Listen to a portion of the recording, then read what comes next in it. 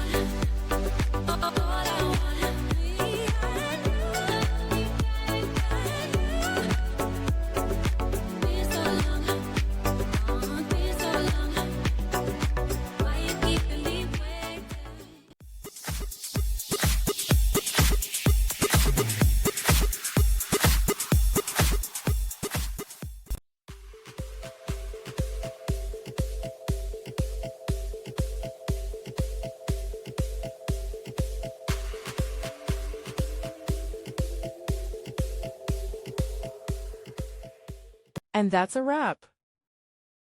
I hope you found the answer you were looking for. If you did, take a second to hit that subscribe button. It really helps out.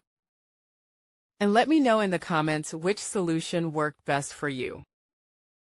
See you next time in the debug zone.